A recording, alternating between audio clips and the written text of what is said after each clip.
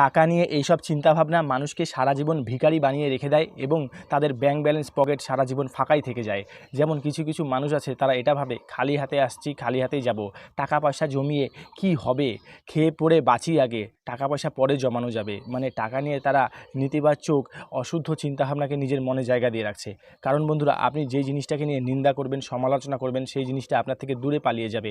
আপনি নিজেই দেখুন না কেন, আপনাকে নিয়ে যদি কেউ নিন্দা করে, সমালোচনা করে, আপনি কি তার সাথে মেলামেশা করবেন? তার থেকে দূরে সরে যাওয়ার চেষ্টা করবেন। তাই টাকাও এইভাবেই কাজ করে। আপনি যদি টাকাকে নিয়ে প্রশংসা করেন, সম্মান করেন, ভালোবাসেন, তাহলে টাকা আপনার কাছে ফিরে আসবে, টাকা আপনার কাছে থাকবে এবং প্রচুর পরিমাণে আপনার টাকা বৃদ্ধি পাবে।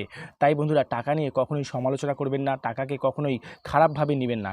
কারণ দেখুন, টাকা নিয়ে আমরা ঠিক মরার পর উপরে যাব না, কিন্তু টাকা আমাদেরকে উপরে নিয়ে যাবে।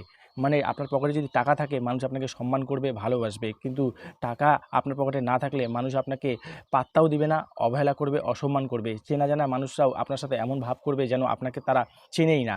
টাকাই একমাত্র এই পৃথিবীতে এমন একটা জিনিস যেটা মানুষকে সম্মান পাইয়ে দেয় এবং সমাজের চোখে তাকে মূল্য দিতে শেখায়।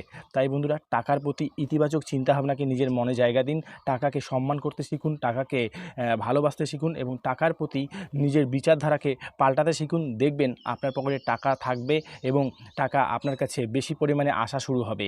এটা একদম সাইকোলজি ফ্যাক্ট। আপনি এই বিষয়টা নিজেই বিচার করে দেখবেন। আর ভিডিওটা প্রচুর পরিমাণে শেয়ার করে দিন, মানুষের অনেক উপকারে আসবে।